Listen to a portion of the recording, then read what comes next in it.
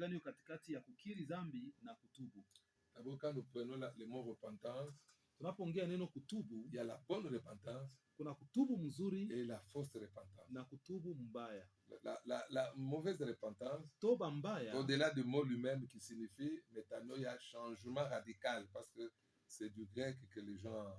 yani ile neno kutubu inamaanisha metanoia, mabadiliko ya mawazo, mabadiliko. Donc, bibliquement, Kibibilia, la repentance à salut, toba qui conduit au salut, donc, toba ya wokovu, c'est la repentance que Dieu lui-même cause dans nos cœurs. Ni toba ambayo Mungu mwenyewe analeta ndani ya mioyo yetu. Elle a différence avec la repentance religieuse. Iko tofauti na toba ya dini. Surtout dans la pratique actuelle.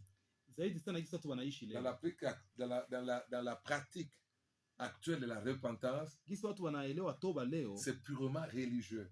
Banaelewa kidini. Ça revient à peu près inamaanisha kwao à dire tous les péchés qu'on a fait, mtu anakiri dhambi zote alifanya, à crier, à regretter, analalamika, anajutia, et être dans l'espoir de recevoir un pardon hypothétique de la part de Dieu. Na anatazamia kupokea msamaha ya hivi kutoka Mungu. Ce n'est pas la repentance biblique. Hii haiko toba ya Biblia. La repentance biblique, toba Biblia, c'est le Saint-Esprit qui cause ça. Inatokana na Roho Mtakatifu ndani ya mtu. En vue de nous donner la foi en l'œuvre et la personne de Christ seul. Kwa makusudi tupate imani katika kazi ya Yesu msalabani. C'est très différent Ni ya muhimu sana de la confession des péchés.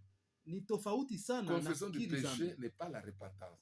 Kukiri dhambi haiko toba. Saisi par la repentance, akishikwa na toba, l'esprit de la repentance, nous pouvons même confesser le péché.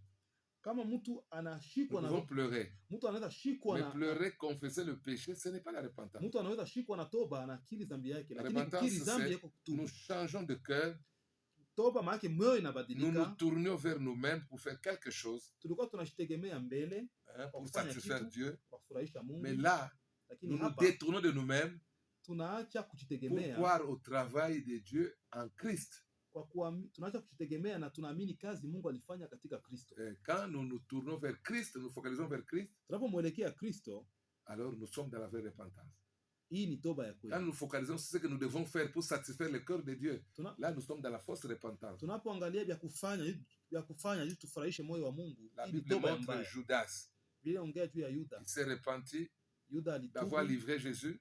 Yuda alitubu kuona alimsaliti Yesu. Et il a voulu corriger, il a regretté, il a rendu l'argent. Alipenda tengeneze, alijutia, alirudisha pesa. Comme il était focalisé sur lui-même, kisa alikuwa anajitegemea yeye peke. Ça l'a conduit jusqu'à se tuer. Ikampeleka ajitundike. Parce qu'il a vu l'horreur du péché qu'il a commis en vendant Jésus. Kwa sababu aliona ubaya, ukubwa ya kosa alifanya kwa kuzisha Yesu. Mais la repentance devait avoir le but de se tourner vers Christ qui peut lui pardonner de tous ses péchés et lui donner la nouvelle vie. Lakini toba ilipasha mpeleka amtegemee Kristo ambaye alikufa juu ya dhambi zake na ampatie maisha mapya. Comme il a regardé à lui-même, kisa alijiangalia yeye peke. Il a été arrivé jusqu'à désirer de tuer les péchés en se tuant.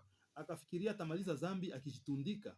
Alors que Pierre, au même moment, avait aussi renié Jésus. Mais lui, le cœur, il l'a tourné vers Christ. Au lieu de regarder à lui, parce qu'il pouvait faire toutes choses, parce qu'il regardait à lui. Quand il a compris, il n'avait rien à faire pour se corriger quelque chose en lui. Focaliser sur Christ.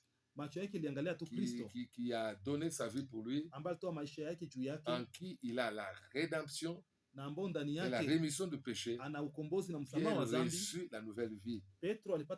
Parce que la repentance doit nous conduire à l'obtention de la nouvelle vie de Jésus.